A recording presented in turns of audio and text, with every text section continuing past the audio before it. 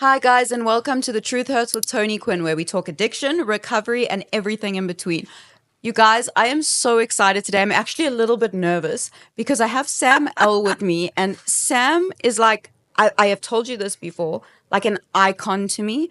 Sam is a award-winning radio presenter, businesswoman, mother, and mentor, like life coach, if I'm correct. Yeah. And you just do incredible stuff. And the fact that you're here today, I'm going to cry, means so much to me. Your story is so important. And I just want to thank you for being here, Sam. Thanks, Tony. It's so good to be here. And thank you for inviting me. And if anything, it takes women like yourself to do something like this. You yourself have an amazing story. You're beautiful. You're courageous. And I think, if anything, people need to hear our stories. Absolutely. Not just a select few of people. The world need to hear our stories. It's so important. We need to hear from everyone. And there's so many people we don't know have been through something or have been through a struggle, whether it's addiction or mental health. And to have someone just share openly and with such vulnerability is vital. And I know that Sam is just incredible. And I just want to sit here and be like, Sam, tell us your story. Start from the beginning. How did you grow up? Okay, well, this is like more than 30 years ago, and I don't remember much of my childhood, to be honest, But what I will say is, my parents were very politically involved. That's something that they did, for majority of their lives. So what that meant is, they were traveling around the world. I grew up in the UK for some time because my parents were studying there. Their whole philosophy was to educate themselves and prepare themselves for what was about to happen in this country. So the reason why people like myself get to do the things that they do today is because of them. And, it's so interesting because and I'm sure we'll get into it a little bit later, but their selflessness is what I live for today. It's like the very same people I resented growing up. I'm exactly like them. I'm all about the people. I'm all about equality. I'm all about community, right? So I remember, not having my parents around very often. I had an aunt who raised my younger brother and I. Even my two older brothers, they have the same sort of experiences, I had a really good childhood, a very, very blessed childhood. And as much as I didn't have, my mom at home, my dad at home, as much as I didn't really experience, what it is to be nurtured, my parents did everything for me, So I guess maybe I'll just fast forward to high school, because I think by then there was a little bit more stability. By then I had moved, maybe 4, 5, 6, 7 times. Yeah. So by now, I'm sort of trying to find my identity. I'm trying to find, a social circle. I'm trying to figure out what I enjoy doing. And I remember doing everything, enjoying some things, but just doing everything. And being a part of every single social circle. I relate to that so much. Did you feel like you were putting on a mask in every kind of social situation? Absolutely. I went to an all-girls school, a great school in Cape Town. And, you had very different cliques and very different crowds, And there was one particular group that I spent a lot of time with. And in that group, we were so diverse, I had friends from Ghana, I had friends from outside of Cape Town, I had Muslim friends, Christian friends in the social circle. And, I think there was a part of me that was able to be myself in that setting, but still I felt the need to kind of, be that chameleon in different spaces, because even that group that I was in, they were all academics, and I didn't always want to be an academic. I wanted to let loose. I wanted to have fun. I wanted to rebel. Yep. There were things like boys, that I was interested in. And some of the groups I was a part of, they weren't interested in those kind of things, And I think for me, one thing that I'm really grateful for is my curiosity. I've always been a really curious kind of person, and I think even more so now in recovery.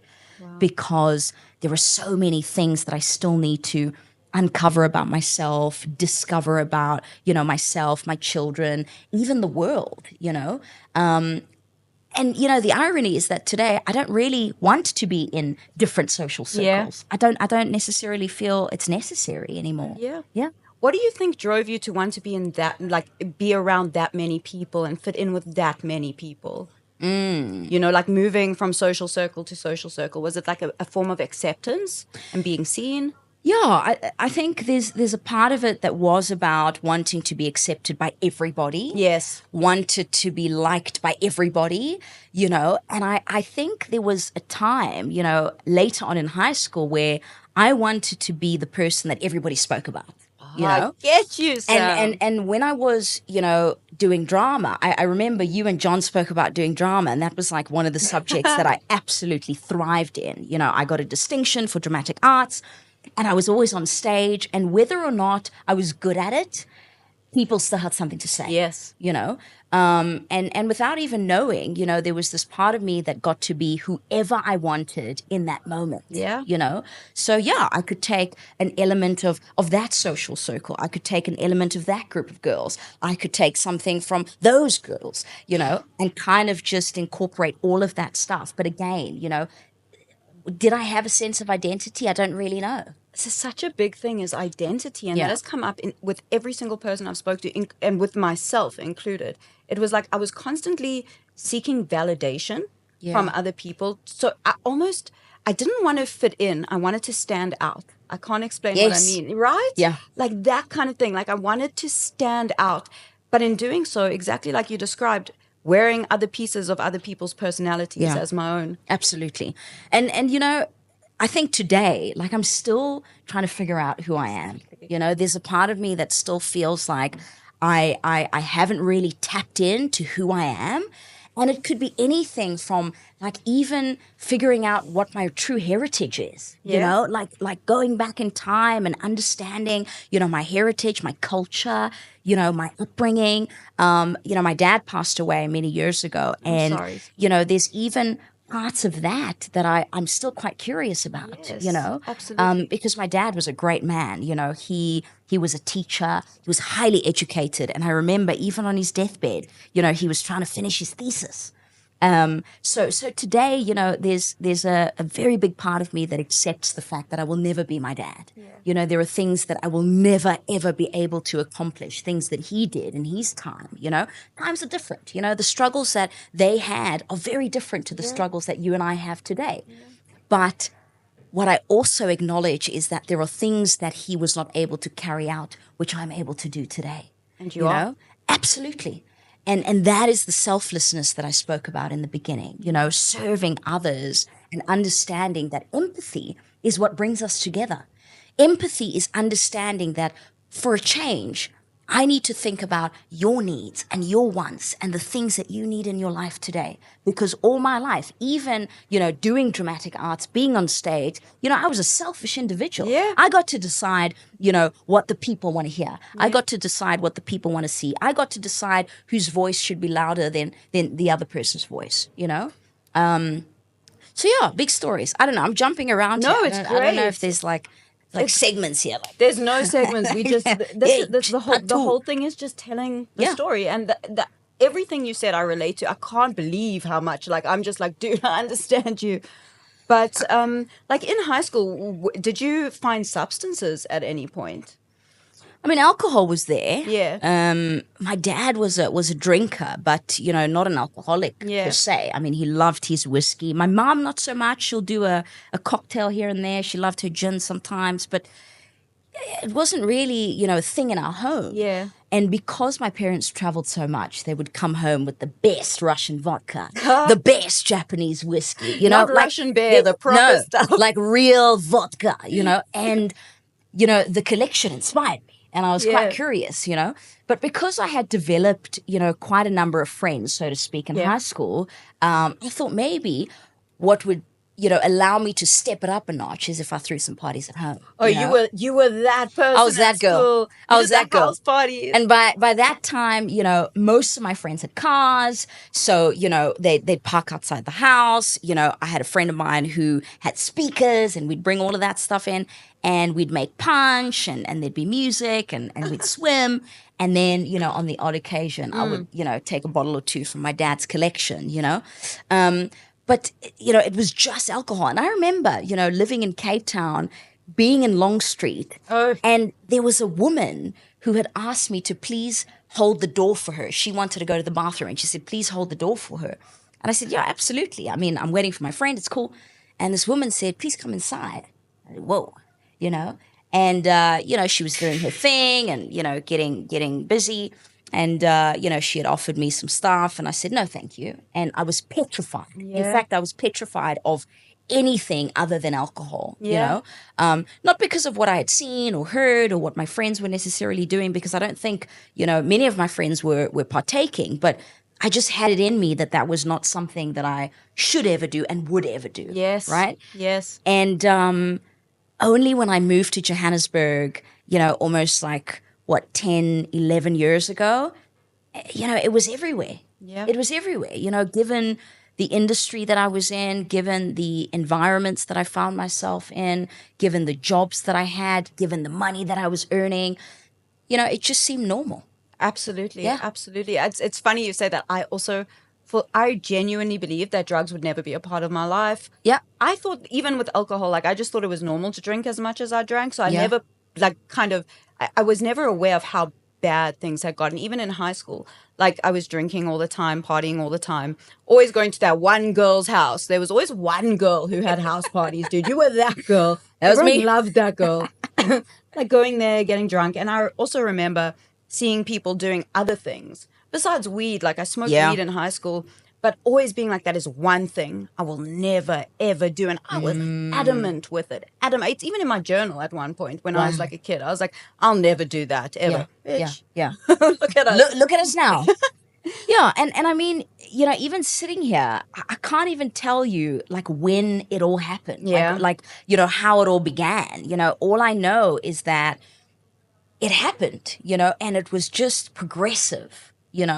It became a once or twice a week kind of thing to a 3, 4, 5 times a week kind of thing, to a only doing it in social circles and with people, to then just doing it on my own and then doing it on my own at home, and it really affected, not just my psyche and this mental health and whatever, but it affected my career.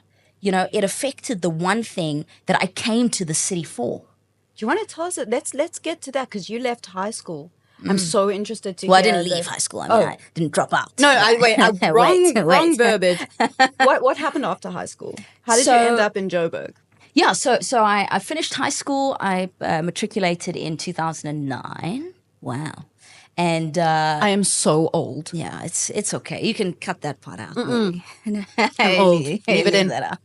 So finished high school. I was doing some campus radio. I went to study. I was doing English, anthropology, sociology. I studied ethics. I did language and communication. I did photography at some point. And there was a friend of mine, who was in Cape Town at the time, and he said, you know what, I love your vibe. You should come to Joburg and do this whole thing at YFM. And I was like, what? And we're talking about, Scoop. If anybody knows Scoop, that he's a legend in the game, not just from a broadcasting perspective, but just from he dresses well. And, he's just a talented guy, and he's got an eye for these kind of things. And I was like, wow, And I did it, I caught a flight. I came up here, I almost begged for an opportunity at YFM, and they said no, So I went home and I did my thing, and then I got a call. It might have been a year later, and they were like, listen, there's 4 Huns. We want to give you guys an opportunity, but only one of you will get the show. And wow. I listened to the station for 3 weeks because, all 3 of the girls were here and they would go into studio and do the show. And then I flew up to do the show for a week and I got the gig, Sam. And for me, now that I think about it, timing is everything. Yes. When I wanted this opportunity and when I was trying to force this down everybody's neck, my higher power was you're not ready. For whatever reason, you're not ready. And that was, the big break that I had. I got to do primetime radio Monday to Friday, 10 a.m. And I think for me, and still to this day, radio for me has got nothing to do with me. I've always approached it from the perspective of whoever is sitting on the other side of that radio. Wow. So even when I moved here, I didn't grow up in Joburg, so I had no idea about the culture. I had no idea, where to stay. I lived in hotels for a very long time. Yeah. At one point I stayed with my aunt, and she was like, I've had enough of this. We're not doing this. And I was a mother. I had been a mother for 3 months when I got that gig. So I came up here with my 3-month-old baby, trying to figure it out. And I would ask my listeners for help, And the irony is that how is it so easy for me to ask for help in that setting? But when it comes to other things, my state of mind, my physical, my mental, my emotional, my social well-being, I find it so difficult to ask for help. But radio, there's something about it, that fills me with so much joy and gives me, so much excitement. It's like even sitting here, I don't think that I'd be able to really truly explain what it does. But that was my break. And I got into TV. I did the radio thing for many years. And I would say, like maybe a year into my career, that's when I guess I lost control. Wow. There's something you said that was so powerful. There's so much that you said that is so powerful. But for a lot of the listeners watching, like to hear the way you described, how you were like kind of forcing this thing and kind of wanting it so badly, and it just happened at the right time for you. And it didn't just happen. You put in the work. You did. Well, you went. You listened to a radio. You listened to IFM for 3 weeks. I would not have done that. Yeah, you did your homework, and it happened in the right time. So I think that's a beautiful thing for people to remember. Like when we're trying to achieve something, timing is a thing, and things happen for a reason. And then you found yourself here. Yeah. I also like how you speak about how you see radio, because that brings it back to community, which you touched on in the beginning. Absolutely. Exactly like the way you watched your parents make a change. You're doing it in your own way, on your own terms. Yeah. And you're speaking to so many people, Sam, who are listening, and there's something incredibly powerful about that and genuine about the way you approach it, which is beautiful. So I just want to say thank you for that. And I'll say thank you for everyone watching. Thanks, Sam. Thanks, Tony. But so you were a year in, you had your kid when you moved down here, and then that's when things started to spiral. Yeah. Can you tell us a bit about that, if you can remember, or things you can touch on? Yeah, I mean, it's all a blur. I can remember the jobs I had. I can remember the opportunities that I was given. I had a great career. I mean, going from YFM to Metro FM to Power FM. I was part of the online radio wave with Gareth Cliff. Like, I had a really good career. I did Vuzu at some point. I shot The Hustle. Oh, wow. Like there were really cool things that I did. I traveled a lot. I got to interview like almost every artist you can think of, from Black Motion to KO to, all these wonderful artists. And I guess that in itself, there was a community, right? Yes. Because you're around certain people, exactly. whether, it's DJs, artists, promoters and that sort of thing. So, what people think about the industry, like the bad stuff and like, the sort of fun stuff and whatever, it's true. Yes. I lived that life, and I really, really had a good run. But, for me, and the thing is, like, it's amazing how when you know what you want, and you speak it and you say it out to the universe, like the universe is actually forced to grant you those things, right? So when I was in high school, when I was, in Cape Town, when I got rejected, I still said to myself that this is something that I want to pursue, I might not have, been in a position to question why it wasn't happening at the time, but I verbalized what I wanted. And even though I had messed up, even though I had been fired, I had been let go, I had given away so many opportunities, the universe heard me. Yeah. And that's why I was given and granted all these opportunities, which, as much as I was granted the opportunity, I took it for granted as well, But, if anything, I think all of these moments that I had in my career were meant to happen. Absolutely. Absolutely. And there was something, even, in all of that chaos, even in everything that was going on, I still made an impact. There are people today that reach out to me that remember my days at YFM. This was 11 years ago. I remember your days at YFM. There are people still to this day who remember the things that I would say on air, the things that I would do, how when I got booked, in the Vaal or, outside of Joburg, the things that I would do and the way I would approach people and treat people and socialize with people, these are not fans. Like I don't have fans. Yeah. I have people who have connected with me on an emotional level, maybe a physical level, I don't know. But these are people who have connected with me, And yes, I have done some terrible things. I've been really selfish. I've had opportunities that people probably think I never deserved, right? But you and I both know that underneath the chaos and the I guess I was also lost at some point, Absolutely. even underneath all of that, the uncertainty, the not knowing, the not being able to identify who you are. There is an element of purity. Yes. There is an element of the known. Yes.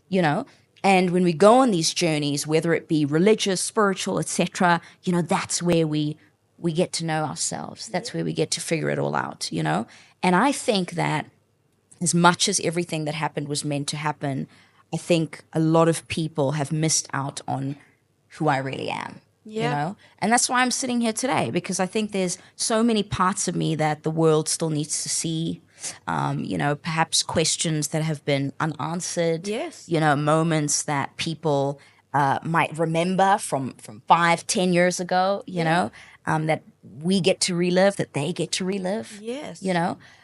So like my career was great. It was all a blur, whatever. It was that's the thing. So there was a blur involved, and you did go through a lot of stuff. Do you want to touch on some of the consequences? Can we say the word addiction? Absolutely. Absolutely. So you found yourself in addiction during this career, and obviously with addiction, that's the thing. You said it in the beginning, and it's so true. Addiction is progressive. It is progressive, and I think I'm in control. I can control this. I can do what I want. Everything's working out for me. Until one day it just doesn't. The control is absolutely gone. And all these consequences happened around me, around us. And it's like I could kind of throw it to the side and just keep creating more consequences and keep doing more substances to avoid said consequence until at the end there's just too many to actually deal with. What got you to the point of realizing, hey, I might have a problem? Do you remember that moment? Look, I mean, it's all relative, like a consequence for you might be nothing for me, and vice versa. So, sitting here, like, were there real consequences? Probably, was I entitled and thought that I was untouchable? Absolutely. There we go. Did I think that, when I was fired or when I was let go or when I missed out on an opportunity, I'd be okay? Absolutely. And maybe it's just a mindset thing, maybe I'm just gifted in that sense, maybe there was an element of resilience. I don't know. But, the thing about, substances, especially when you're in these environments, is that there's always other people who are doing it harder than you. Yes. There's always people who are like still going, and you're like, guess I got to go home, And I'm not saying that, it's because I'm a mom, that things didn't get that bad. And that's the selfishness that we speak of. And I think the consequences of my decisions, the consequences of my actions is that my children didn't have a mother. Wow. That I think is the greatest consequence. Never mind the job, never mind the career. I don't even care about people's opinion about me. I don't even care about, the perspectives that people had, the very same colleagues who, praised me for my talent, the colleagues who, said that I was amazing at what I did, but then, supported the people who let me go, supported the people who fired me, So never mind any of that stuff. Right? Because I've experienced that. I know what it's like to trend on Twitter for the wrong reasons. I know what it's like to be in the front of a newspaper for the wrong reason. I know what it's like, to have no one talk to you. I know what it's like to have people label you as unreliable and irresponsible, and unapologetic, right? I know what that feels like. And I will say, I've experienced an overdose. I've experienced an overdose, and it wasn't like by mistake. I was like, tonight, I'm doing this thing, and at that point, I felt really empty, and it just seemed like the only option, And I'm not talking about like a really sexy overdose. I'm talking about like just going to a medicine cabinet, you know what I mean? Whatever. And like just taking whatever. And I think, by the 20-somethingth, pill that I had swallowed, I realized maybe this is not such a good idea. And I had like, a flashback of some sort, I couldn't drive myself to the ER, but I got into an Uber and I was admitted into the ICU. But before that, I spent about 8 hours in the resus ward. Now, if you're in the resus ward, they're not just going to put you on a drip. You know what I mean? So it was a very traumatic 8 hours. And I think the worst part for me is that in that moment, I didn't have the courage to call anybody. You did it on your own. Like I could have died in that moment, but I couldn't. I didn't have it in me to make a call. I didn't have it in me to call my mom, my dad, even my children's fathers. Yes. Yes. Even a friend. Yeah. Like me, risas, like, this can't happen to me, And long story short, it had to be done. And I was admitted and I spent about 7 days in the ICU. And I remember shaking and like, my neck would click back and like all these weird things were happening in the hospital. And like I would see a psychiatrist and I wasn't able to concentrate. I wasn't able to string a sentence together, for a solid week. You couldn't wash, that's how much, I had taken. And,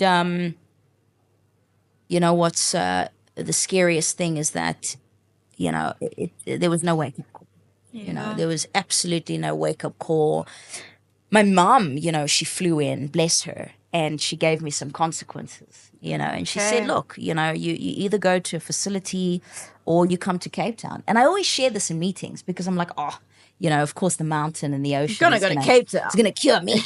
Like just one whiff of the ocean. Like that's all I need. Yeah, geographical. Do you know what I mean? Like this place, go to another one. Give me a mountain, give me some hiking boots. Like we'll just walk this fucking addiction away, And that was the mentality. And I had my dad, he had a very good friend of his who was in the fellowship. Wow. And, he said, listen, I'll take Sam to a meeting. And that was my first real introduction of the fellowship, this 12-step program. And I remember the meeting was in Kalk Bay, And for 60 days, for 2 months straight, my mom and my dad would drive me to a different meeting every single day. And, in the Western Cape, they're so blessed with really good meetings. Yeah, like, and a lot. Like a lot of meetings around the peninsula. And I'm talking, you're doing meetings like in Sea Point, then I'm doing a meeting in Lansdowne, then my mom's like, there's a meeting in Athlone. So I'm like, I'm literally doing a meeting every day. And without fail, my mom and dad would drop me off, pick me up, drop me off, pick me up. And, I didn't get a sponsor, I didn't do the steps. I was just going into the meeting, sharing once or twice, and that's it. And when I came back to Johannesburg, because at the time, I still had, a bit of my career. Yes. So I came back, and as I got off that plane, I called my dealer. I know. And there's an element of, denial. Yeah. There's an element of, I can still function, like I'm going to do what I was doing. I'm just not going to overdose. Like I'm not going to, there's this element of also like nobody's here. Nobody's here to hold me accountable. 100%. Right. So that for me, was like, ooh, freedom, because it almost felt like my freedom was taken away during those 2 months. Yes. I don't even remember many of those meetings, to be honest. I remember going to the meeting. I remember sitting in the meeting. I remember getting quite emotional at times, but nothing. Sam, that I get. Like, I remember there was like a whole period of my life where I was going to meetings, but it was essentially there's so much I want to say, because you just shared, first of all, you just shared the most vulnerable thing. And I thank you for saying that. That's going to help so many people. I'm just so glad that you're here, Sam. I would go to so many meetings. I don't remember my first meeting. I have no memory of it. I only went to appease my family Wow. and say I'm going to be okay. I'm going to be okay. Let me get them off my back. Yeah. And like a part of me did want it. A part of me was like, maybe this is something I should explore. But I wasn't in it. I wasn't in it. And as soon as they kind of let go of the strings a little bit, back on the phone, back to the dealer, back to a Nice one. McDonald's like parking lot. Nice one. You know? For me, Tony, and I guess why I'm sitting here and I'm clean today, is because this time I did it for me. Exactly. You even in your psychosis, or even in your blackout, or even in your like poor state of mind, your shit, judgment. When you see, the look in your mother's eyes, when you see how broken your father is, there's a part of you that says, fine, let's do it. Yeah. It doesn't work. And even, as a mother, I'm not doing this for my children. I'm not staying clean for my children. I'm staying clean for myself. And by virtue of the fact that I'm staying clean for myself, my children, blossom, they thrive, they get to enjoy their mum. Yes. They get to experience their mum. So, I don't, have a problem, hearing about people who have relapsed and so on and so forth. Like, there's no shame in a relapse. Exactly. That was actually my first relapse, so to speak. But the thing is, that lasted 5 years. I could be sitting here with the same amount of clean time that you have. I could be sitting here with multiple years of recovery. But you just don't know. Yes. And today, if I dare pick up, either the relapse will be more than 5 years, or this might be the last time you hear from me. 100%. 100%. So even in that time, when I got off that plane and I continued right back from where I left off, even that period of my life was wasted. Yeah. Great things happened. Yes, I made friends, and I had, incredible opportunities during that time. I did have like one or two people who, stuck by my side. Very naive in that, just ignorant to the fact that I was like high all the time, but like they were genuine friends. Yeah. And bless them, they're still in my life today. That's so important to say as well, because I think a lot of people expect some kind of horror story consistently throughout. If someone is sharing about addiction or a mental health struggle, whatever it is, everyone expects this constant horror story and this constant chaos and this constant hell. But there's also elements of it that a lot of people don't speak about, where you can go unnoticed for a very long time, and you can maintain friendships. And also something you touched on previously when you said consequences look different for everyone. Absolutely. It's like sitting down. Yes, we all have our war stories. Yes, we all have these horror stories that we share about when it comes to our addiction. But there is that comparison. So like, I remember going to a meeting and hearing someone share and discussing something horrific that had happened, or some horrible experience that kept happening to them throughout their addiction. And immediately I put this comparison on myself, going, but I'm not like that. But I'm not like that. I've done that so many times.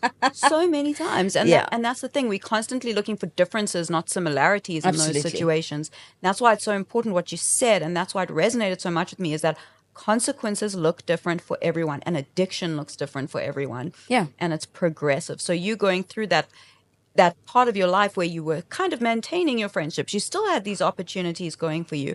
You were still struggling. Absolutely. Yes. I think, if anything, as much as the consequences or the circumstances are different, we're all in pain, like, and a great way to mask one's pain. In fact, from my perspective, how I masked my pain and my genuine loneliness, right? And that sense of abandonment from when I was young and stuff like that, was through anger, Oh, I get you. Like, I was a really angry individual, quick to anger, very short-tempered, and it's not just anger, it's the sense of entitlement, it's the sense of, wanting to be better, it's still a mask, Yeah. I could be very condescending at times, like extremely derogatory. And, like, as I sit here, I've worked on that, 100%. I don't feel guilty anymore. I don't have as much shame as what I did before. Yeah. You know, the remorse was there, like twofold, absolutely, you know. But that's, I think, the commonality, you know, is the pain that we really, really feel. You know, people talk about these primary and secondary emotions, Yes. and there was also fear. You know, you can imagine, like, coming from a family who is very, you know, is highly educated, well traveled, very politically involved, you know, highly accomplished. You know, there's also that, not that my parents, you know, put any pressure on me. It's nothing to do with them, actually, you know, Yeah. but it's this expectation. And more so the expectation that we put on ourselves. Yes. You know, like, how am I going to be as successful as, you know, 1, 2, 3, 4, 5? How am I going to be as accomplished as my parents? You know, and I said this in the beginning of the conversation. I have come to a point where I will never be, you know, like my father or like my mother, you know. I will never be like you. You will never be like me, you know. And when people can start accepting themselves, you know, I think we'll be a better place, you know.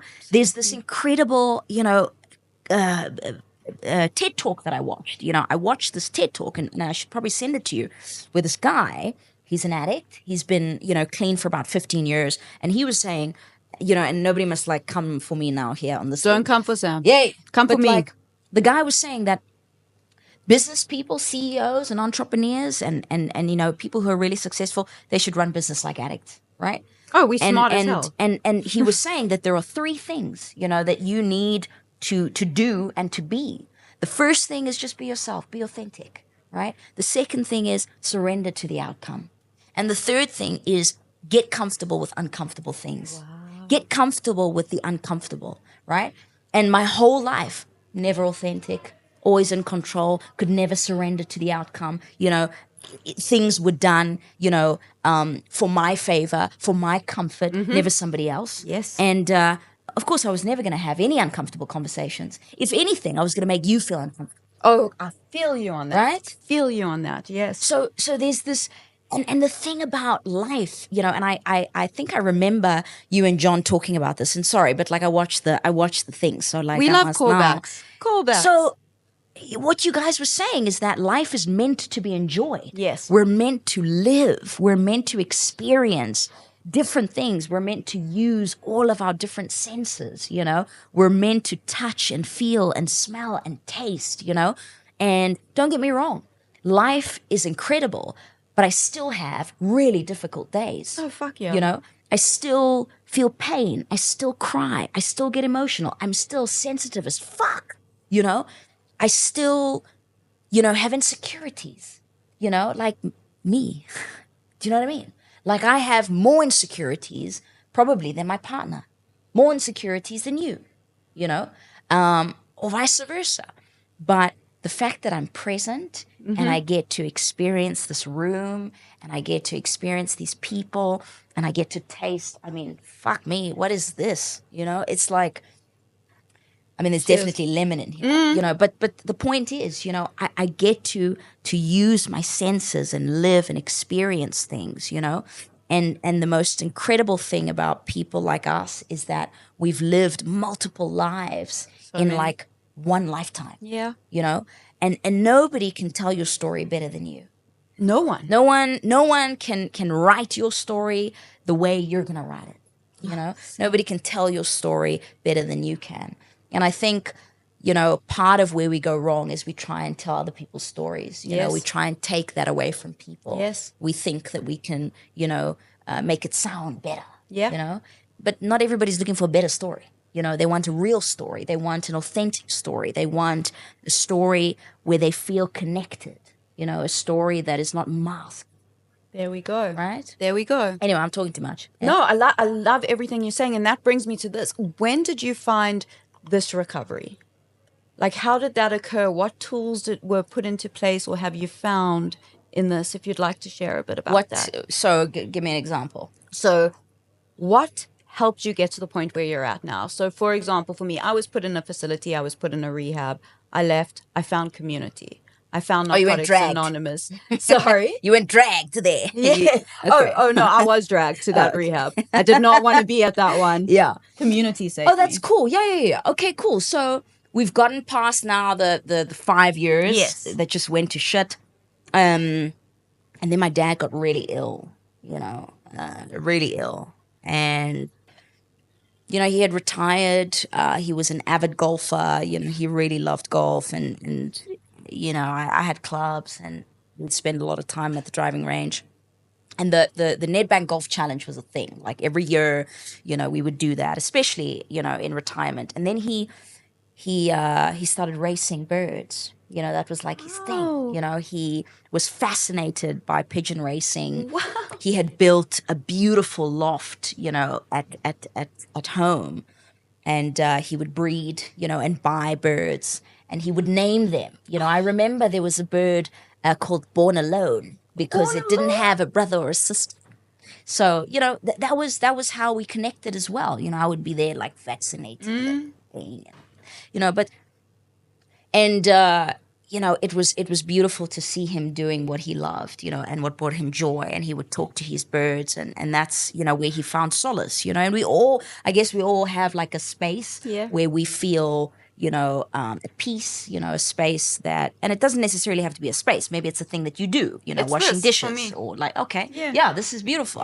Why did I say dishes? But No, but I get that. So when you got to rehab, right? So you went on the tour, you saw the place. What was it like? What was the process like when you entered? Like, what was it like? Did it live up to your expectations? No. It never does, right? And I did. What I will say before, Tony, is that everybody has a different experience. Yes. Like, I think it also, is a lot about what your mindset is and what your approach is. Like, when you go there, are you doing it for yourself or are you doing it for somebody else? Are you going to do the work or is it just a holiday? Yeah. And you're getting people off your back, because I can tell you for free, like I wasted the first month, like it was not about me at all. Like I was more interested in everybody else and what they were doing and, what they used and how they got there. But I did a lot of work and, I really want to take this time to give a shout out to my younger brother because, he's also experienced some stuff. Yeah. He's got his own story. He's a great man. Highly intelligent. Very athletic. Just I look up to him. As much as he's younger than me. I have the same thing with my brother. Yeah, and he wrote me a letter. Dude, same. And you know what, Tony? The first paragraph was about how I am the worst mother. The second paragraph was about how my anger and my aggression has traumatized him. The third paragraph was how, I have no concept of friendship. And, it just went on and on and on. 2 pages of what I thought at the time was like hate mail. Yes. I was like, what the fuck is this? And he was the catalyst to my change. Because every single paragraph was about different things that I actually needed to work on. Yeah. I needed to become a better mother. I needed to learn new social skills. I needed to look at myself. I needed to stop justifying my behavior. I needed to work on my anger. Everything that he had told me that I was not a lie. Yeah. And, it's unfortunate that he's had, struggles of his own, but we're stronger together today, because of those changes that I've made, and the changes that he's made in his life, So that was one thing. The second thing was that it was the first time that I grieved, the death of my dad. And this was not even 11 months later when I walked into that facility. It was like, a year later after my dad passed away.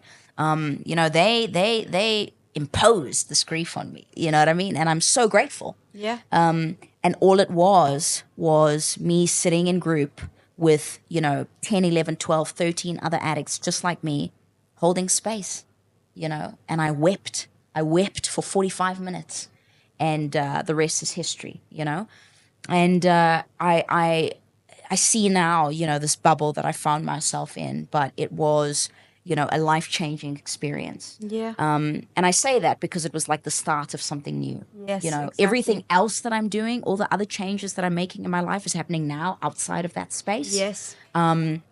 But it was incredible. It was a really, really beautiful experience. Yeah. So you mentioned, I've never shared this before. My brother wrote me a letter when I was in the facility in Yeah. rehab, and I'll never forget the line. I will, as long as I live. And he's 3 years younger than me. Wow. Sporty guy. Like I look up to him. He's like my older brother in Yeah. my head. Yeah. That's Yeah. exactly it. Same. Yeah. And his letter said to me, and this is the weirdest thing I remember, but he said, Tony, this isn't drama school anymore. Grow the fuck up. This isn't a stage. And that shifted my perspective. And that's the thing, when you're in a facility like that, or in any kind of facility, not even a facility, because a lot of people aren't able to access facilities, right? Yeah. Like being we in need to work on that. We need to do something about that. I will change my whole life to do that. Yeah. It's the community, and it's being in a space with other addicts. You can't bullshit a bullshitter, right? Like you're sitting there, they're listening, they're understanding, and they're allowing you the space to get honest about really difficult stuff to get honest about, like in those letters. Yeah. Like having someone just call out all your things that you feel shame about. Yeah. And make you see, you know what? Maybe it isn't shame. Maybe this is just reality that I am avoiding, and I need to work on this. Well, the benefits of having, a bunch of other people around you is that you get different perspectives. Yes. So I read the letter and, I immediately feel resentful. Yes. But, the perspective that I got in that moment was that here is someone who loves you enough to take the time to write a letter and be honest with you, right? So you decide. Yeah. Are you going to take the perspective that we've given you, or are you going to remain a resentful, hateful asshole, Wow. And that's what it was, And if anything, I mean, we could talk forever. Yeah. I could share so much more about all the things that I've learned in rehab, But at the end of the day, part of like why I am as strong as I am today and as resilient as I am today is because, I force myself to experience things. Like I put myself in situations that I would never have ordinarily put myself in. That's the curiosity. And, even today, like I'm in a relationship with someone who is also in recovery, but somebody who, has shifted my perspective in so many ways, who challenges me, who really shows me what the meaning of vulnerability is and how important that is, is so authentic in his ways and has taught me the importance of relinquishing control, and just going with the flow. And that's why, society needs to let go of the titles. We need to strip people away of their titles and their assets and their qualifications and see them as souls and see them as people. And that is how I treat my relationships today. Wow. I don't give you a certain amount of respect based on what you've accomplished or how much clean time you have. Yes. I don't give you the time of day based on what you look like or how you dress, I mean, sometimes I do. But the point is, I'm doing the opposite of what I did before I got clean. Yes. My relationships are different. The way I parent is different. The way I approach conversations like these is different because I could have come here with the script.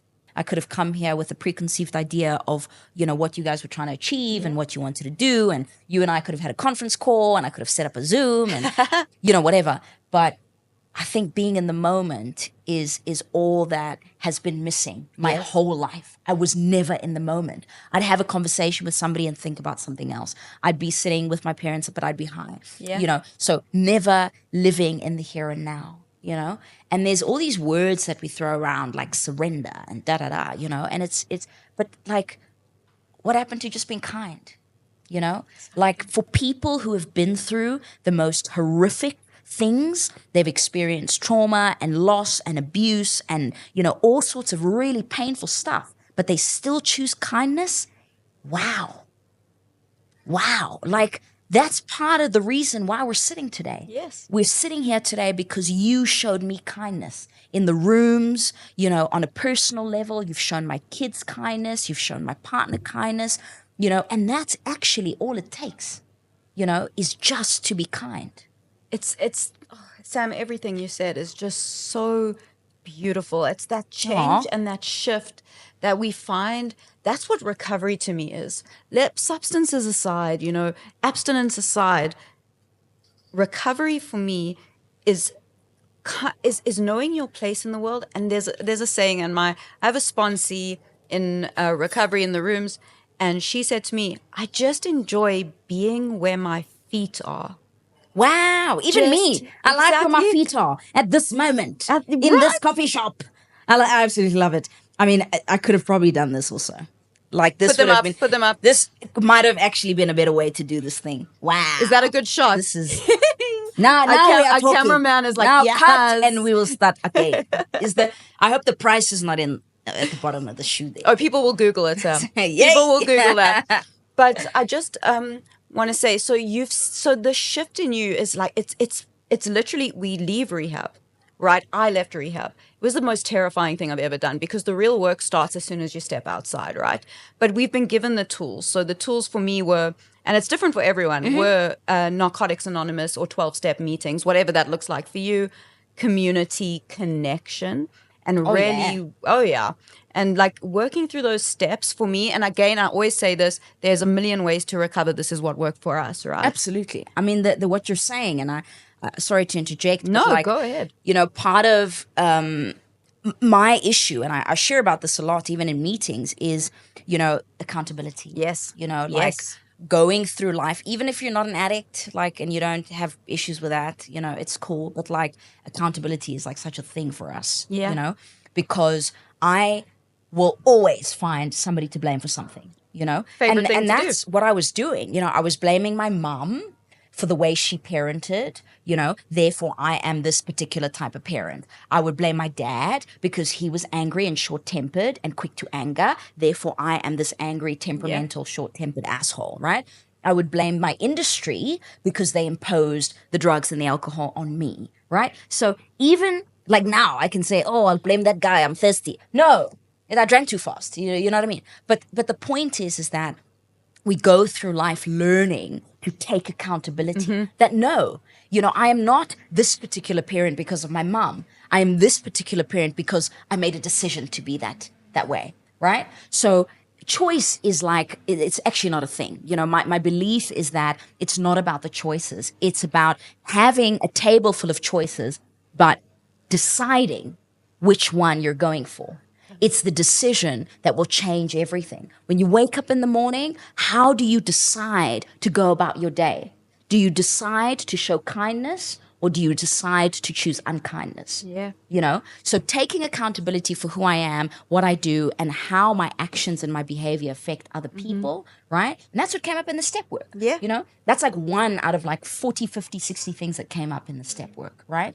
And the things that you mentioned are crucial. You know, I can be, you know, 5 years clean or whatever the case is, and still do meetings. Yeah. And still do steps and still do service and still, you know, pray when I can, you know, and still show kindness, you know. This is a lifelong decision.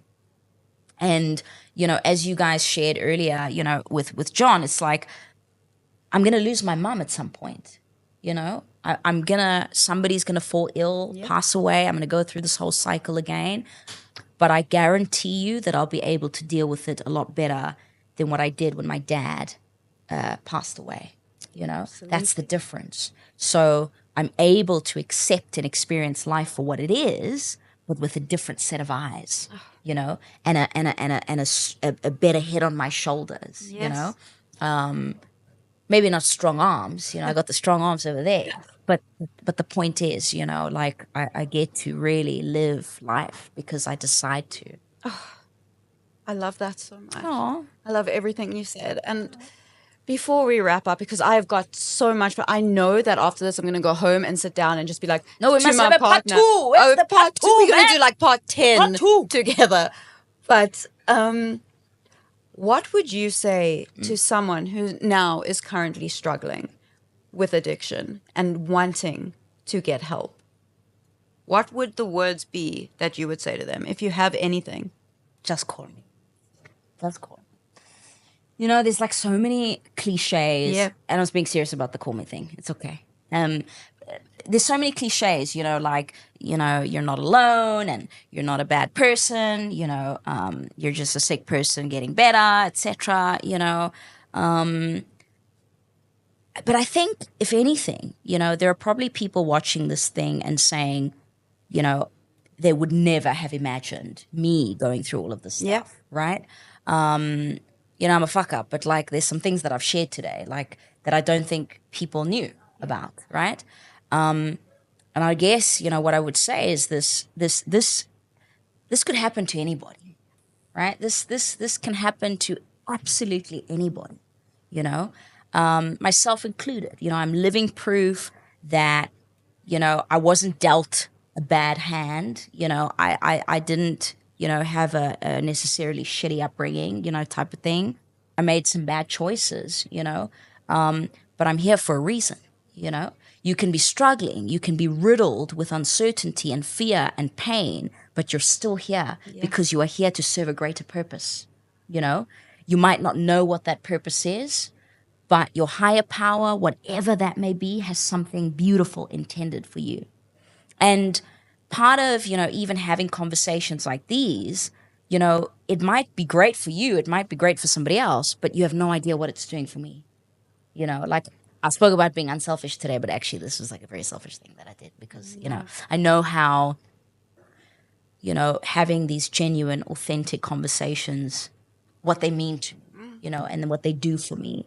And, it's not just the conversation, it's the feeling, that we get from these kind of conversations, and it's all I can say, over and above. Because you say, what's the one thing? And I'm like, I'm on 10 now. Like, now I'm on number it's 5, impossible to say one thing. But like, I want to go back to that thing I said in the beginning, from that video, and so what if I'm like plagiarizing or so what? Like, it's something that I heard that helped me that could help somebody else, If you can just be you, be authentic, if you can surrender to the outcome and relinquish every single ounce of control, and if you can get comfortable with the uncomfortable, oh my God. Oh my, like, and I love, Tony, like the concept of equilibrium. Like equanimity is one thing, like it's great, that's my thing. I live by equanimity, but to find balance in your life where you get to do this and still be a mom and still be a partner and still be a daughter and a friend and a loving neighbor. My neighbor's kid is like 2 weeks old and I'm like, give me the baby. I'm like babysitting like a 2-week-old kid, whereas 5 years ago, I was like the worst neighbor ever, So it's learning to accept who you are, to accept that you will never be anybody else except you, and to embrace that, and to find spaces like the spaces that we have where we will love you and we will accept you and we will carry you and hold you and shower you with love, until you take your last breath. Actually, I just remembered what's the one thing I will say. Ooh, we got one thing. Here we go. As long as there is breath, there is hope. So as long as you're still alive, there is hope. That's actually it. Like, cut the other stuff. That's okay. Keep it all in. But that was magnificent. Yeah, that's actually, like, it came to me. Sam, I really sit here, like, incredibly humbled. Like, thank you so much for getting honest about a lot of things and just being so vulnerable and sharing your story. I don't think we can comprehend how many people this will help. You've helped me sitting here today, and I am forever grateful to know you and people like you. And also, like, I didn't want to mention too much, but Sam, I've seen you help so many people on another level to what I have seen. The amount of service and community you are involved with is sensational, and it is something everyone can aspire to do, and you do it behind closed doors and no one knows, but I know. Glad you said that. Yeah. It's not on the Instagram. No one knows. No one knows. Yeah. I have seen what you do, and I couldn't be more grateful to know someone. Like I've said to you a million times, you're like an icon to me, and the fact that you're sitting here and shared your story in this space, just thank you. And thank you for existing, and thank you for being here in You general. heard it here first, by the way. Yeah. That's what she did. No, it's been amazing. Do we cut now, or can I say my thank yous? Say your thank yous, and then I'll quickly wrap up. Yeah, I mean, if you're watching and you made it this far, thank you for listening, and thank you for walking this journey with me. Tony, you're an inspiration as well. Not just to me, but for so many people, you know, irrespective of their gender, their race, their religion, like you are an inspiration to people, human beings, you know. And sometimes we forget that we need a bit of humor. Yeah. You know, not everything has to be so serious. And you bring so much light. And so I have goosebumps. And so much, there's the goosebumps. And you bring humor, you know, to almost every conversation, you know. You're beautiful. You have the most incredible smile, the most incredible story, your courage, your resilience. Like, Tony doesn't give a fuck, actually. Like, that's the thing. That's like the best thing about Tony. Like, she does not give a fuck. But you do. You know, you care, you know, and you matter. And I hope the world knows, or in fact, I hope you know that you matter. And you're a very, very special, important, beautiful woman, you know, and thank you for creating this space. And then also, like, a shout out to the guy who made the Bunakus. hey man, whoever made this, you know, where's the top up? Let's start there. And then also, like, the space is amazing, you know, and I want to see this thing grow. I want to see more and more people, like, begging you to come and sit in this space. It's a dope space, you know. I want to come back, get another couch. Because then, like, when you're having your conversation, I can be relaxing there and, you know. But this is beautiful, and I'm absolutely humbled and I'm honored. And if you're struggling, you know, like, let this be the last time you struggle, because we're here. At least if it's just the two of us, we're Yeah. Sam, thank you so much. And thank you for those kind words. I don't know what I'm going to do with myself for the next 10 minutes. Last thing I want to say is to everyone watching, you all matter, just like what Sam said. And remember, we do recover. I love you. And I love you. Bye. So emotional.